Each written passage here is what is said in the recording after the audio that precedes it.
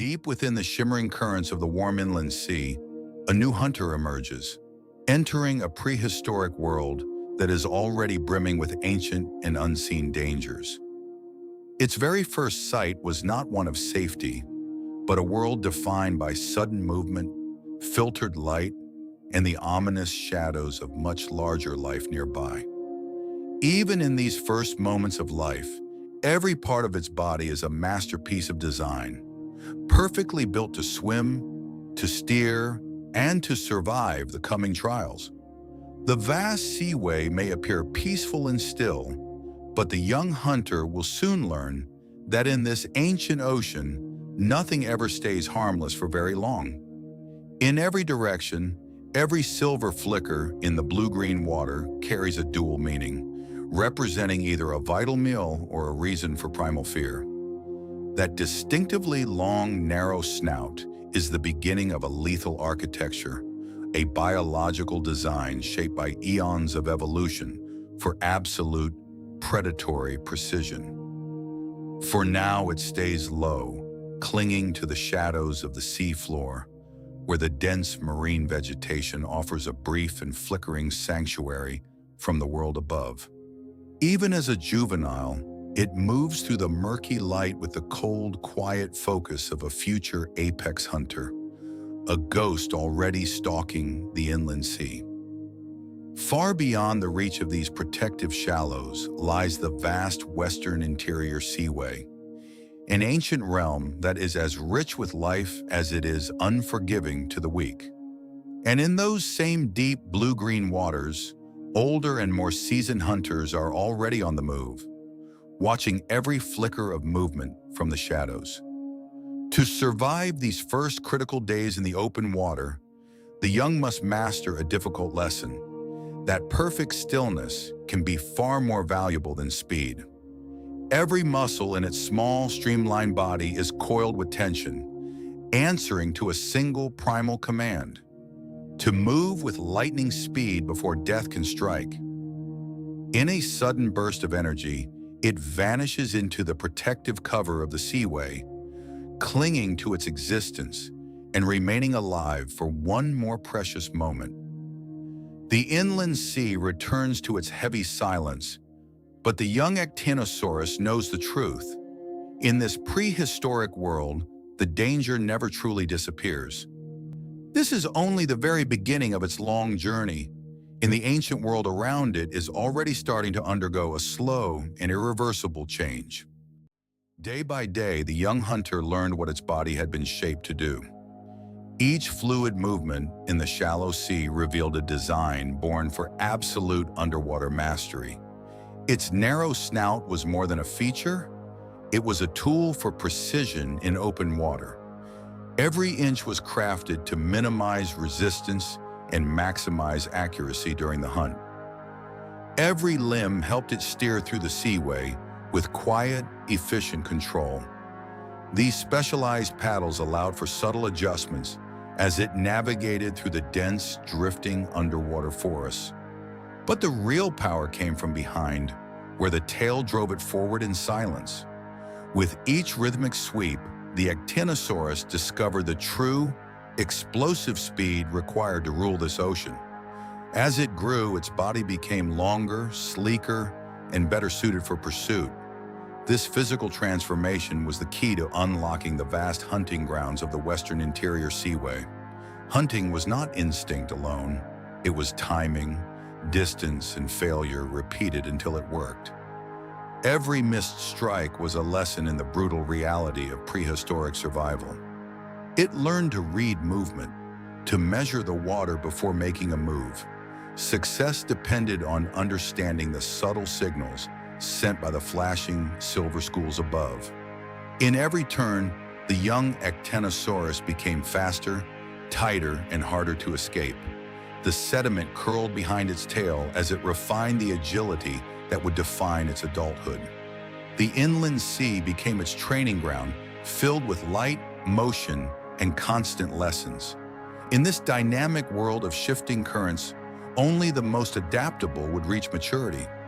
Seasons passed and the small swimmer began to take on the form of a true predator. The vulnerability of birth was replaced by a growing mastery over its liquid domain. Its skin, its shape, even the stiffness of its body helped reduce drag in the water. Every anatomical detail was honed to turn the mosasaur into a perfectly streamlined marine hunter. It could now move between depth and light with growing confidence. Emerging from the shadows, the juvenile began to explore the richer, more dangerous layers of the seaway. And then at last, the practice became survival. With a single explosive snap of its long jaws, the Ectenosaurus claimed its first victory in the eternal cycle of life. The first clean kill changed everything. It no longer chased blindly, but with purpose. Calm and focused, the young predator began to navigate the sea with a new sense of authority. With size came range, and with range came new risks in deeper water.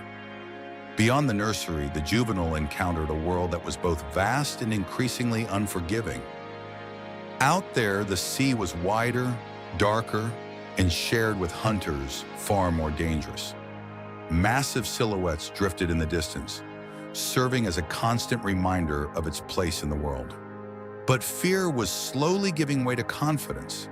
The Ectenosaurus no longer retreated from every passing shadow, but held its course with the steady gaze of an emerging apex predator. What had once been fragile was becoming refined, built not for power alone, but for pursuit. This elegant hydrodynamic form was the ultimate expression of millions of years of evolution. By the time it reached maturity, the seaway no longer felt endless. It felt navigable. The hunter had finally synchronized its movements with the rhythms of the great inland sea. Ectenosaurus had become exactly what this lost sea demanded: speed, control, and precision. It stood as a testament to a world that was soon to be lost to time. Now fully grown, the Ectenosaurus no longer hid from the dangers of the sea. Instead, it moved through the open currents with a cold and focused sense of purpose. Its unique physical shape was not built for chaos, but for clean, efficient movement, and the absolute precision required for a high-speed pursuit. Ahead, every silver turn in the water was a vital signal worth reading, a flickering invitation to a hunt that was about to begin. The hunter did not waste precious energy on a blind chase. It watched first, measuring its distance, then chose the perfect moment to strike. Approaching unseen from beneath the brighter, shimmering surface water, it utilized the shadows to bridge the gap between predator and unsuspecting prey. Once it committed to the kill, the narrow line between the hunter and its prey became devastatingly short and impossible to cross. Then the stillness of the water finally broke. In an instant, the peaceful sea belonged only to the blinding speed of the strike. A single explosive burst was often enough to scatter the tight school and isolate the weakest members for an easy and efficient kill. It did not require a long or exhausting chase, only a single clean opening to end the life of its ancient quarry. And just as quickly as it had begun, the brief moment of violence ended, replaced once more by the deep, heavy silence of the seaway. This was its constant daily routine, traveling the great blue roads, scanning for signs of life, and keeping itself in perpetual motion. Some hours were spent near the light of the surface, where the warmth of the sun and the presence of prey often gathered together. The seaway changed its character from place to place, and the Ectenosaurus knew exactly how to navigate each of its varied and shifting regions. It shared this world with many ancient creatures, but it understood that not every neighbor was worth a direct or dangerous confrontation. Survival was not always about the hunt. It was often about the wisdom of knowing exactly what and whom to leave alone. At times it hunted along the murky bottom, where the heavy waters carried secrets and clues that remained hidden from the surface above. Even the quiet, seemingly empty floor of the seaway could suddenly erupt with life and offer a new opportunity for a meal. Its long, slender body gave it an impressive reach, but its absolute control over that form made every strike deadly and effective. Not every capture was a spectacle of power. Many were simply the result of cold precision and a well-timed snap of the jaws. Once fed, it returned to its steady motion as if the violence of the hunt had never occurred, leaving only ripples in its wake. Most of its life was defined not by the clash of combat, but by the vast distances it crossed in a constant search for life. Currents shaped its daily world, carrying with them the sense of prey and the rhythmic pulse of survival in a changing sea. Not every attempt at a hunt succeeded, and the ancient sea did not offer its second chances to any predator freely. So it adjusted its path, conserved its dwindling strength, and kept hunting in a prehistoric world that demanded absolute patience. For now, the Ectenosaurus belonged perfectly to this great water, and for one final age, this water still belonged to it. Ectenosaurus belonged to a sea unlike anything alive today, a vast inland ocean across ancient North America. Here, light, depth, and warmth shaped every movement of life below the surface. The water itself was part of the story, carrying food, scent, and the rhythm of survival. Near the shallows, calmer water offered refuge for the young and smaller creatures. Farther out, the sea opened into deeper hunting grounds where distance mattered more than cover. Life in the seaway was arranged by depth, by temperature, and by the constant motion of currents. Even the bottom held its own world, quiet but full of hidden movement. Above, weather changed the sea each day, altering light, visibility, and the mood of the water. In warmer bands of water, prey often gathered and predators learned to follow. But the inland sea was never fixed. Its conditions shifted with season, depth, and time. This was not one endless uniform ocean, but a changing mosaic of channels, coastlines, and open water. Some places offered clarity and reach, while others turned murky and uncertain without warning. Food was not spread evenly here. It moved with the sea, and hunters had to move with it. To survive, it needed to understand this world not as scenery, but as structure. The seaway created pathways, and along those pathways, predator and prey met again and again. Even far from shore, the environment could turn unstable in ways that changed the hunt. And over time, the shape of this sea itself began to change. Channels shifted, shallow zones shrank, and familiar routes no longer stayed the same.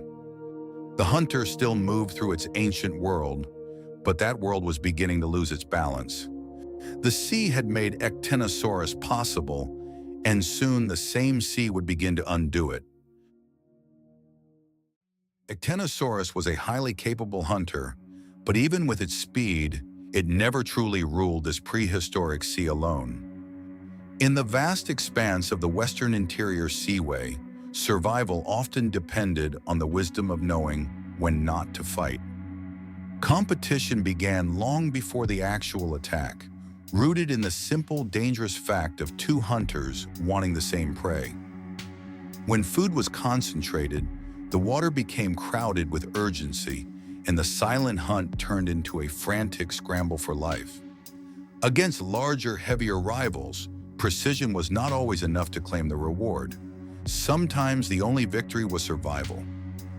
The young faced even greater risk, exposed to seasoned hunters long before they had the size or experience to defend themselves.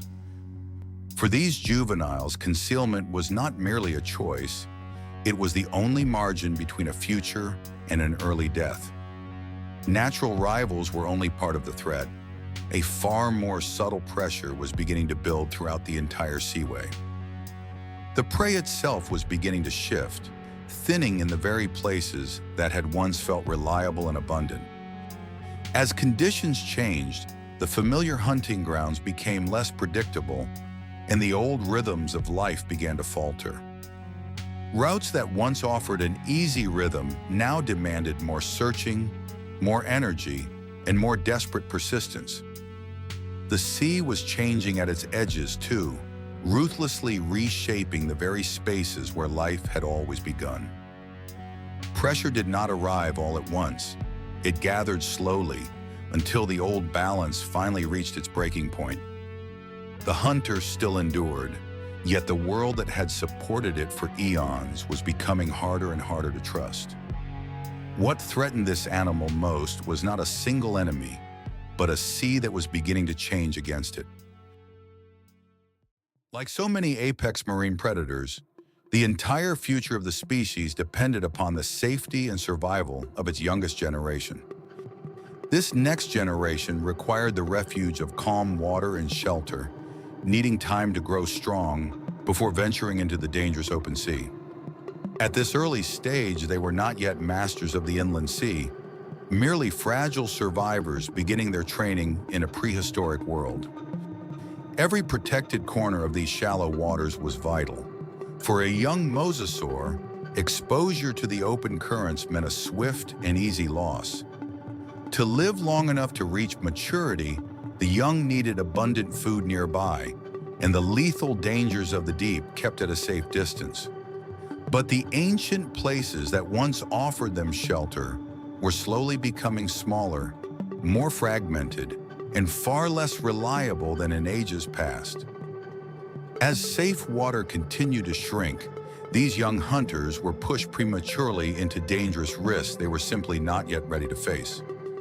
With fewer young surviving to adulthood, the damage to the population was becoming severe, and it was a loss that could not be easily repaired. The adults were forced to hunt in deeper waters, and the fragile young could not be protected by brute strength or parental care alone. The species was now caught between two worlds, the open water required for survival and the shallow refuges necessary for securing a future. Once the nursery lost its warmth and life-sustaining food, even the most successful births would eventually end in a cold and hollow silence. Growing up in a changing sea had become harder. Now, even the smallest of failures carried devastating and irreversible consequences for the young. Successful reproduction was no longer enough, because the very world required to raise the next generation was rapidly falling apart around them. When a species can no longer produce enough survivors, extinction does not arrive as a single moment. It unfolds as a tragic, undeniable pattern. The next generation was still being born into the seaway, but no longer in the great numbers required to hold the line against time. By now, the change could be felt everywhere, not as a single disaster, but as a slow, quiet unraveling of the world. The paths it had known for years still existed, but they no longer gave back the life they once did. Prey had become less dependable, forcing every hunt to begin with the weight of deep uncertainty. To eat, it now had to travel longer, search harder, and spend more of its dwindling strength. Age alone was not the problem, but age in a failing world became a heavy and relentless burden. Missed chances had always happened. Now, in this emptier sea, they carried a much heavier cost. In a richer sea, failure could be absorbed. In this one, the silence of a failed hunt lingered. Even the geography of survival was breaking apart, separating the safe spaces from the necessary ones. What had once been connected now required a dangerous risk just to move between them. The world was no longer meeting the needs of the animals shaped specifically to live within it. Rival hunters remained, but now every encounter mattered more because there was so much less to share. The silence had deepened, stretching from the surface routes all the way down to the quiet floor below.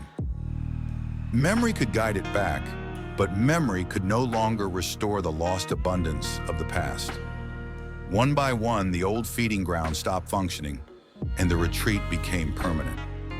The seaway was not only shrinking in space, it was fundamentally changing in character. Others may have survived somewhere in the fading sea, but they were becoming harder and harder to find. A species does not vanish all at once. It first becomes scattered, then isolated, then rare. The seaway still looked beautiful, but beauty could no longer hide the absence building within it. The water no longer offered the clean patterns this hunter had evolved so perfectly to exploit. Precision needs opportunity, and opportunity was now disappearing faster than instinct could adapt. Survival had become less about mastery and more about simple, silent endurance. The decline was no longer hidden in details. It had become the shape of the whole world. Even the places where life once began had changed beyond what any memory could recognize. There was no true refuge left in these waters, only the fading remnants of one. It moved on because it had to, leaving behind a habitat that could no longer support the future. Now the story had narrowed to a single ancient hunter and a sea letting go around it. It was still alive, still moving, but it was no longer part of a stable or lasting world. At some point, decline becomes restraint, energy saved because the sea no longer promises a reward. There is rarely a witness to the last moment of a species, only the slow fading of its presence. And then, without ceremony, Ectenosaurus passed out of the living sea and into an eternal silence. Ectenosaurus did not vanish without a trace. The sea kept its memory in stone, preserving its legacy deep within the layers of the ancient seabed. What remains today is fragmentary, but enough to rebuild the outline of a lost predator, piece by piece from the depths of the earth. From these buried remains, a world once thought gone forever begins to take shape again, as careful hands uncover the secrets of a vanished age. Its body still tells the story, a hunter refined for speed, control, and life in the inland sea, perfectly adapted to the world it once ruled. Bone becomes motion, and science gives the vanished animal form once more, breathing life back into a creature that hasn't swum these waters for millions of years. Ectenosaurus was not alone in its importance. It was one part of a larger living balance, a key player in a complex and thriving marine ecosystem. When species like this disappear, the loss is never isolated. It belongs to the collapse of an entire system, an unraveling of the threads that hold life together. Today, its fossils are more than relics. They are warnings from an ocean that changed too far, reminders of the fragility of even the most dominant predators. The lesson is still with us. When environments break apart, even perfectly adapted predators can vanish, leaving behind only echoes of their former glory. And so Ectenosaurus remains only in stone, in science, and in the memory of a sea that no longer exists, a ghost of the Western Interior Seaway.